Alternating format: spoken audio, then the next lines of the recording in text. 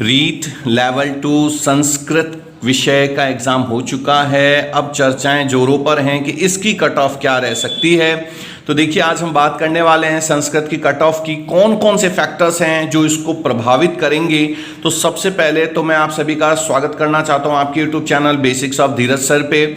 देखिए, जो भी बातें होंगी वो फैक्ट के साथ होंगी। मैं हर बार आप लोगों को एक ही चीज़ ये बताता हूं कि और लाइक और सब्सक्राइब तभी कीजिएगा जब लगे कि सही में कोई जेन्युइन चीज़ की गई है, क्योंकि आप लोगों से सब्सक्राइब कराना या व्यूज़ लेना मेरा मकसद नहीं है। मेरा मकसद है जो बच्चे स्ट्रेस में हैं, जिन्होंने रियल मेहनत की है, उनका अगर नंबर नहीं आ रहा है तो क्यों नहीं आ रहा है, हम उस फैक्ट पे भी बात करें और कौन सी चीज़ें हैं जो रियल में कट ऑफ को प्रभावित कर सकती हैं, हम उस पर भी बात करेंगे, चर्चा करेंगे। देखिए, सबसे पहले हम बात करेंगे पेपर के लेवल की। देखिए, ये जो फैक्टर है, ये आपको पता है सबसे बड़ा जो फैक्टर होता है वो पेपर ही डिसाइड करता है कि कट ऑफ क्या जाने वाली है। मैं देख रहा हूँ इसको पेपर का जो लेवल है वो देखिए सभी लगभग नॉर्मल बता रहे हैं कि एक सामान्य पेपर था, नॉर्मल पेपर था। लेकिन आपने क्रिकेट में गूगली वर्ड सुना होगा, गूगली बॉल डाली जाती है और उसमें बहुत अच्छे अच्छे बैट्समैन आउट हो जाते हैं, क्योंकि वो दिखने में बहुत इजी होती है, बहुत आसान सी दिखती है, लेकिन वो बॉल है ना अब बिल्कुल जा करके आउट ही करती है बैट्समैन को। सेम कुछ ना कुछ संस्कृत में भी होने वाला है।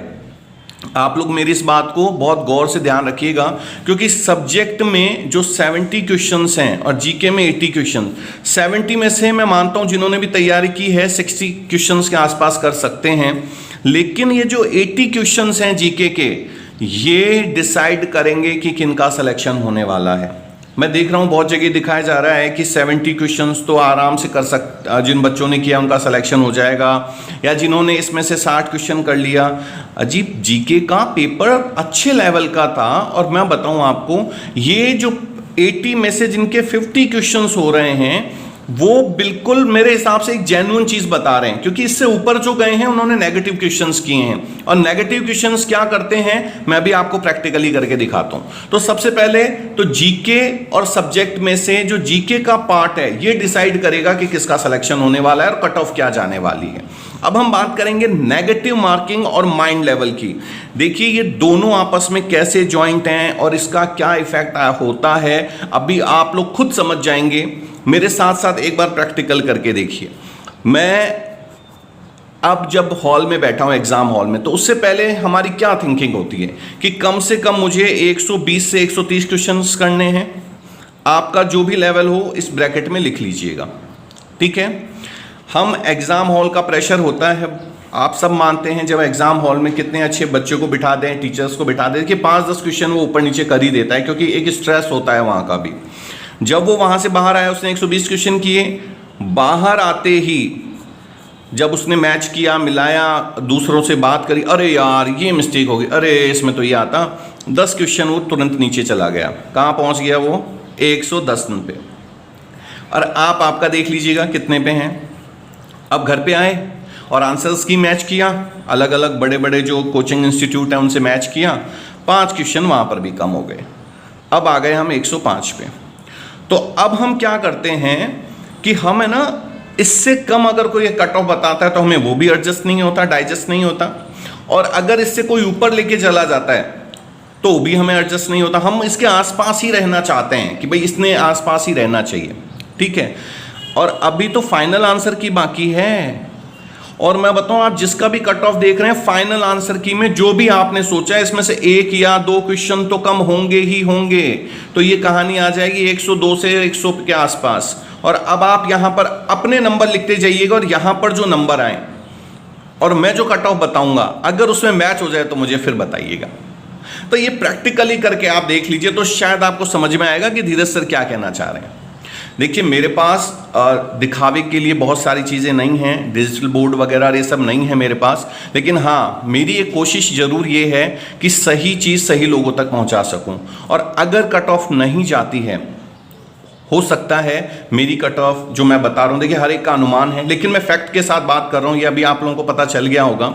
मैं आपको बताऊँ, ये सब चीज़ें फेल हो जाती हैं जब एक शब्द आ जाता है कि क्या पेपर पूरी ईमानदारी से हुआ है। क्योंकि अभी सेकंड ग्रेड में आपने देखा, अगर ईमानदारी से हुआ तो कट ऑफ इसके आसपास रहेगी। ये मैं आपको पूरे दावे के साथ कह सकता हूं। तो ये एक मैंने आपको तरीका बताया कि आप खुद को चेक करके देख लीजिए कि आप कहां से शुरू हुए और कहां पर पहुंचे हैं। ये बहुत बड़ा फैक्टर होगा।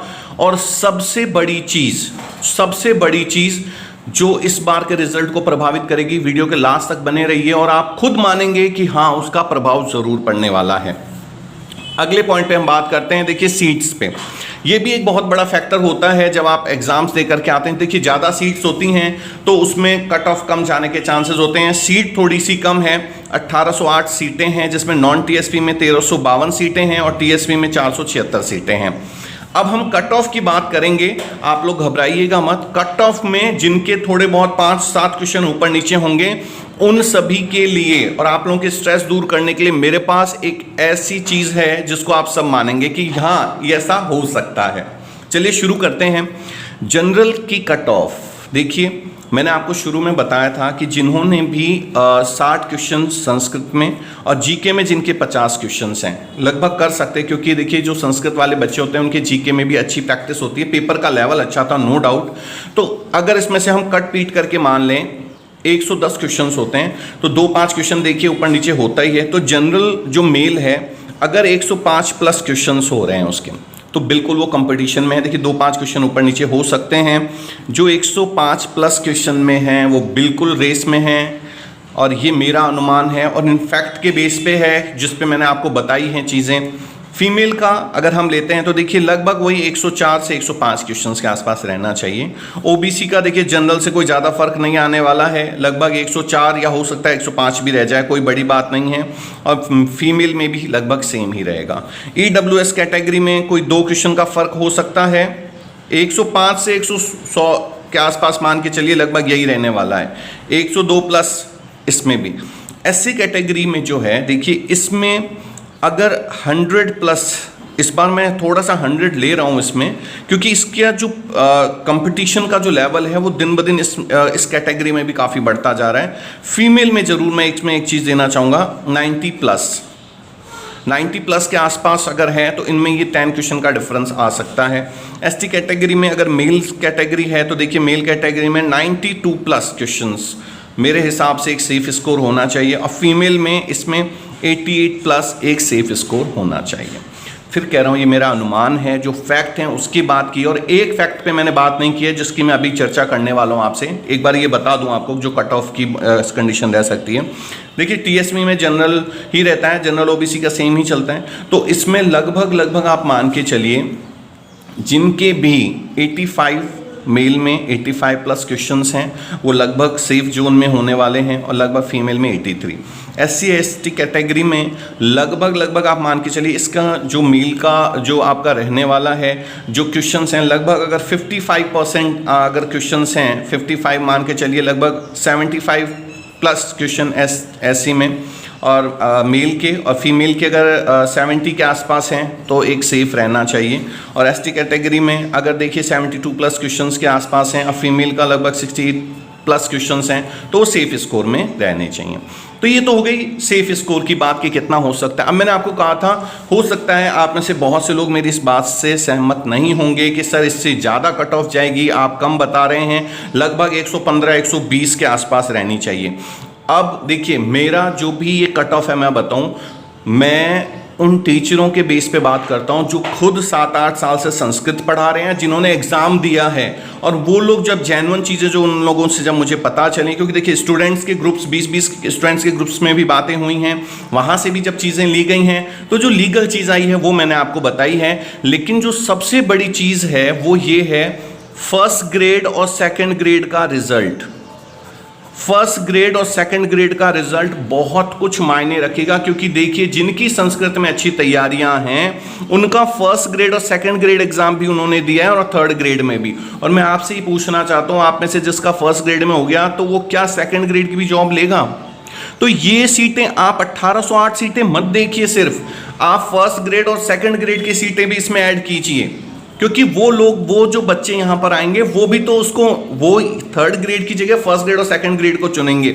और अभी फर्स्ट ग्रेड का आ चुका है कि होली के बाद आपकी दोगुनी लिस्ट जारी होने वाली है, और ये आने वाले जो 2 महीने हैं इसमें लगभग गवर्नमेंट पे बहुत प्रेशर है। तो सबसे पहले ये जो एग्जाम्स हैं, थर्ड ग्रेड की भी आपके आंसर की 15 दिन के अंदर अंदर आने वाली है, तो यहां से भी बहुत सारी चीजें क्लियर हो जाएंगी। लेकिन आप सब मेरी इस बात से सहमत होंगे कि फर्स्ट ग्रेड सेकंड ग्रेड का जो रिजल्ट आएगा उसमें थर्ड ग्रेड में जिनका सिलेक्शन होगा वो पहले इनको चुनेंगे, उसके बाद इसमें आएंगे। इसीलिए मैं कह रहा हूं ये जो 5-10 नंबर का डिफरेंस आपको दिख रहा है वो इस लेवल से ही क्लियर होगा। अब सब कुछ आप लोगों के सामने शायद क्लियर हो गया होगा।